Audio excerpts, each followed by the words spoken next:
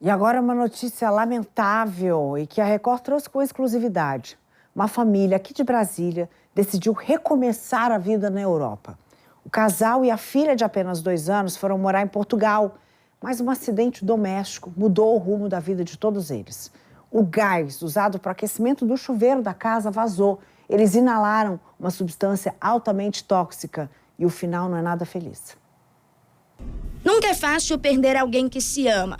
Ainda mais quando este alguém está a mais de 7.000 quilômetros de distância. É assim, de longe, que o avô da pequena Isabela vem tentando lidar com a dor do luto. Eu estava no trabalho, né, e recebi a ligação da minha afilhada, né, relatando que a minha filha teve um acidente, né, em Portugal.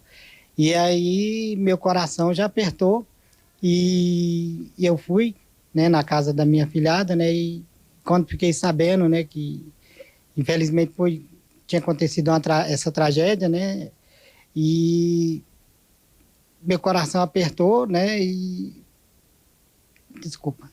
Isabela Marinho dos Santos tinha 2 anos de idade e morreu na noite do último dia 24, em Portugal. Isabela nasceu no DF e morava com a família na Vila Tele Brasília. No domingo, dia 23 de fevereiro, ela e a mãe se mudaram para Malta, cidade onde o pai já estava morando há cerca de 2 meses. Estavam muito felizes, né, para rever o pai, né, encontrar com o pai. Estava muito alegre, né? Eles foram em busca, assim, de uma vida melhor, né? A esperança de uma vida melhor. Uma despedida que o avô da Isabela jamais vai se esquecer. Foi eu que liguei para Maiara, né? Quando ela estava arrumando as coisas, né? Para ir para o aeroporto, né? Para embarcar para o aeroporto, né? Aí eu fiz a chamada de vídeo, né? Despedindo dela, né? E ela ainda posicionou o celular para minha netinha, né? Olha o vovô aqui, conversa com o vovô, despede do vovô. E eu brinquei com ela ainda, né? E desejei, né, uma boa viagem, né? A principal linha de investigação da Polícia de Portugal aponta que Isabela morreu asfixiada depois de inalar monóxido de carbono. Isso porque o chuveiro da casa em que a família estava morando na Europa tinha aquecimento a gás. Provavelmente houve um vazamento e ninguém percebeu. Pai, mãe e filha teriam inalado gás ao longo de toda a noite e ficaram desacordados. Foi só no dia seguinte, por volta das 3 horas da tarde, que o pai da Isabela acordou e conseguiu pedir ajuda. Os bombeiros foram acionados e conseguiram entrar na casa, mas Isabela já estava sem vida. Já os pais da menina, John Pereira dos Santos, de 34 anos, e Maiara Tarciana de Souza Marinho, de 25 anos, foram encaminhados às pressas para o hospital e precisaram ser internados. John e Maiara já receberam alta e agora estão se recuperando na casa de amigos em Portugal. Eles toparam conversar com a nossa equipe e agora nós estamos com eles em uma ligação de vídeo. Primeiro eu vou perguntar para vocês como é que está sendo viver esse momento tão difícil, principalmente longe da família de vocês. Para começar, na realidade, não tem nem palavras, né? Porque é difícil perder um filho, né? Não só isso, a recuperação foi difícil, né? A gente ficou 2 dias internados no hospital.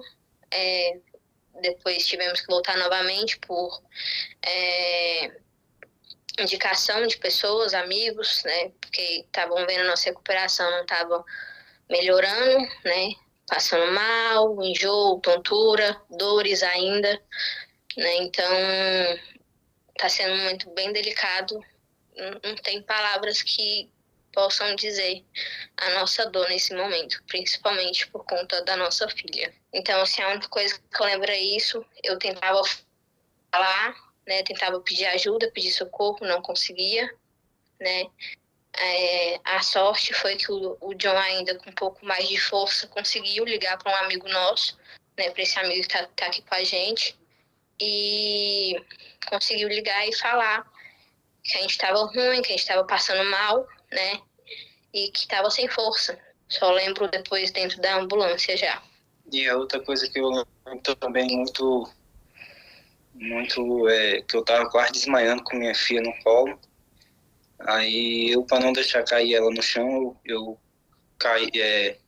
joguei ela na cama e desmaiei no chão, né?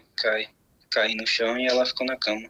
Agora a família está arrecadando dinheiro para trazer o corpo de Isabela de volta para o Brasil. Apenas o translado para São Paulo ficou em 6 mil euros, o equivalente a mais de 40 mil reais. É difícil, né? Ficar aqui, sendo que no primeiro dia ela ficou, não foi nem um dia todo, né? Foi só algumas horas. E ela já faleceu no primeiro dia, né? Então, acho que conforto pra gente, né? Pelo menos pra mim, né? Seria enterrar ela em casa, no Brasil. No momento, a gente não vê como ficar aqui, né? Pode ser que no futuro, quem saiba, a gente venha, né? A gente já comentou. Mas no momento, pela Bela, a gente quer levar ela para casa, ser enterrada em casa no Brasil. De acordo com dados do Instituto Nacional de Medicina Legal de Portugal, divulgados pelo Jornal Público, entre 2020 e 2024, mais de 40 pessoas morreram por inalação de monóxido de carbono no país. Apenas no último ano, foram 12 casos. No Brasil, uma tragédia recente acendeu um alerta. Em janeiro do ano passado, 4 jovens foram encontrados mortos dentro de um carro na rodoviária de Balneário Camboriú. A perícia concluiu que eles morreram de intoxicação por monóxido de carbono, um gás altamente tóxico, sem cor e sem cheiro, que, se inalado, pode ser fatal. Se você tem um aquecedor a carvão, você aquece isso, queima isso dentro de casa. Se não tiver um excelente sistema de drenagem desse gás, você pode correr um risco grave de se intoxicar. Os principais sintomas de asfixia ao inalar o monóxido de carbono são dor de cabeça, tontura, fraqueza, dores abdominais, vômitos, dor no peito e confusão mental. Em alguns casos, as pessoas podem até mesmo desenvolver doenças graves em decorrência da inalação. O monóxido de carbono, uma vez dentro do seu corpo, a única forma de tratar isso e retirar é em emergência através de uma máscara de oxigênio 100%. Então, quando você inala o oxigênio em alta potência, em alta dose, ele vai romper essa ligação entre a carboxiemoglobina, entre o monóxido de carbono e a sua hemoglobina, ele rompe isso, entra no lugar e consegue difundir para as células. Então, veja bem que isso não é uma coisa simples, uma coisa que não dá para se fazer em casa. Então, retirar a pessoa daquele ambiente e levar para o hospital é de urgência. O gás não tem cheiro, as pessoas não têm ideia de que elas estão respirando aquilo.